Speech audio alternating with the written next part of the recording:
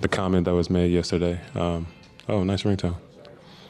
I feel like people kind of took that out of context, and I've been hearing that I prefer JB over JT, and that's not what that was. I like to praise my teammates. I like to praise my teammates when they're playing well, and I feel like that's what I did my best to do. When I got here, JT was the first person to text me.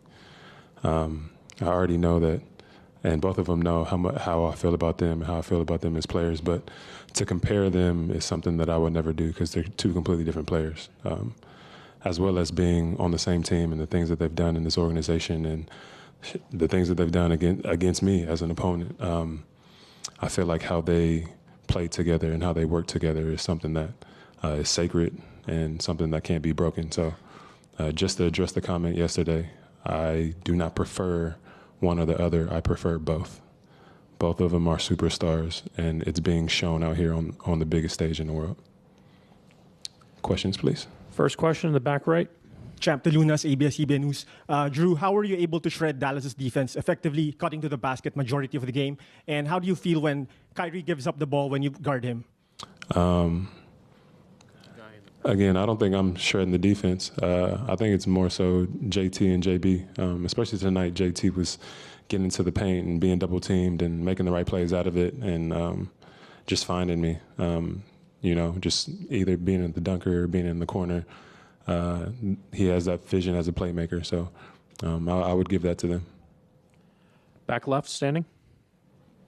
Jrue, Kari Thompson, Boston Globe. The buzzer beater that Peyton hit, if he doesn't hit that, you guys are up 6 going into the fourth. Just as someone with your defensive chops, what does that do to a defense when someone hits a shot like that at the end of a quarter? Well, first I fouled Kyrie and put him on the free throw line, and I got my third foul, so Peyton came in for me. So that's no, I didn't want to foul him, but I'm kind of glad that I did. And the energy that Peyton brings, him just having the balls to take that shot, and he's done it so many times this year where he's had the courage to take it and he's knocked it in has been huge for us. So it was definitely a confidence boost and really just boosted us for the rest of that game. Shane, on your right. Shane Young with Forbes. I'm just curious, what, in your opinion, drives the closeness and togetherness of this group? Is part of it the fact that everyone's had to sacrifice a little bit of something? I think when you sacrifice together and you do something together, it brings you closer. I think being able to go through wins and losses and to build something, it means a lot. So when you go through things like that, I think it makes you closer, and I think that's what this team has done. From 1 to 15, somebody sacrificed something. So it's been great, and the journey's been awesome. But at the end of the day, the job's not done. Jake, over here on the left. Jrue, you were praising JT's ability to draw to and make the right read. When you're in the dunker, going on the baseline, for him specifically compared to other ball handlers on your team, what are you reading about his handle and what he's doing to try to put yourself in the right position? I think just trying to get into space and trying to be in his vision. I know that sometimes when I drive and I might get stuck, I need somebody to drift with me or to kind of be in space and be in my vision. So I think for the most part, I just try to stay in front of him, give him a good outlet, and he's been making great reads. On your right, fifth row in the aisle. Jeff Zilgate, USA Today. Jrue, I know lots of things probably factor into why a player is comfortable with a certain team, but I wanted to know maybe what influence Brad Stevens has had on you and with you and how you feel about playing in Boston and for the Celtics. Yeah, when I first got traded here, he was obviously one of the first people that I talked to, and I just think his positive nature. He has this, he's kind of this kind soul, somebody who has great energy about him. So every time that I talk to him and every time I see him, he's always been encouraging, and this has been from the beginning. So it's always nice to have somebody like that have your back, and again, somebody like that in your corner in your organization. Dave on the left on third row. Jrue, if Jalen and Jason are the superstars on this team, what's your role? And if you're going to be the team's leading scorer, leading rebounder, and shoot the highest percentage in Game 2 of the Finals, why aren't you a superstar as well? I'm a utility guy. I'll do whatever. I'm here to win. I feel like they brought me here to win. and I'll do my best to do that.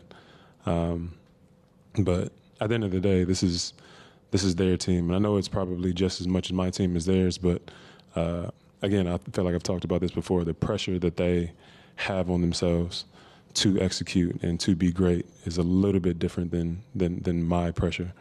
And again, I've always been honest about that, and how they always handle themselves has been something that's been so honorable. So it's slightly different. They're superstars, and I'm here to support. Rachel? Hey, Jrue. 2 games in to another NBA Finals. You were up 2-0 in that one also, but just very different teams. So I'm curious how this Finals experience so far has been different from your first one. Yeah. Well, that one we're actually down 2-0. That was slightly different. But I all think I remember is the win. Yeah, and that's all I remember too. Is so I think it's a little different. That again, a different team, different setting, different year. Definitely having COVID year, it was a bit weird, but I think being on this team, the journey to this point has been great. But we still know being up 2-0 means nothing. Job's not done, and we have to do whatever it takes. Has it felt a lot different from you, though, being here a second time? Yeah. I would say maybe I'm a bit more comfortable, just knowing kind of the pressure and the atmosphere and obviously what's on the line. This is a bit different. Second row in the center. Jrue, during one of those extended timeouts in the second quarter, it looked like you guys had a pretty tight huddle and a long huddle. What conversations do you remember from that huddle in particular, or what kind of conversations are players having with each other when the game is kind of going back and forth? Yeah, in huddles like that, it's intimate, and it's something that we kind of hold close and dear to ourselves. So I think in times like that, encouraging each other, being able to police ourselves, in times like that when we might be doing something that is uncharacteristic, or even if we're doing something great, all those things are brought up in those moments to where we can really just go out there and do our best to win the game. Chris over here on the left. Jrue, you mentioned you're kind of brought here to win, and the guys have all seemingly kind of looked to you as the guy with experience, the guy that knows what it takes. How have you embraced that role, and how has that role kind of manifested during the finals here as well? Man, I love my teammates. They've been here before. And they know what it takes and to get to this point. And they've shown it. You've seen them in the Eastern Conference Finals, and you've seen them in the finals before. And we're all determined as a team. We all want this, and it's something that it's collective. So I won't say that I do much or I talk much. I feel like I'm more of an action type of guy. And I go out there and I play hard as I can and do whatever the team needs for us to win. Last question on your right, second row.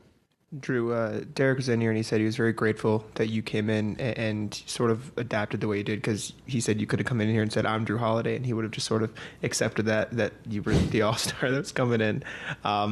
Was there a moment in the season where you felt that you guys as a team really clicked in terms of that chemistry, or was it just sort of natural from the start? I think it was natural. I think that they had chemistry and some things I had to figure out. But that just goes to show how great of teammates I have. There's been times where I've struggled kind of figuring out my place or what I wanted or what I need to do to help the team win. And Derek's been the person who has talked me through it. I've been point guards on other teams, and I've been shooting guards on other team. But Derek is our point guard, and he's shown that the whole season. But I would say that there are different times in the season where each guy has kind of come and talked to me about how they felt and how they saw the game and what I could do to help and all that. And that's helped me out tremendously getting to this point. Thank you.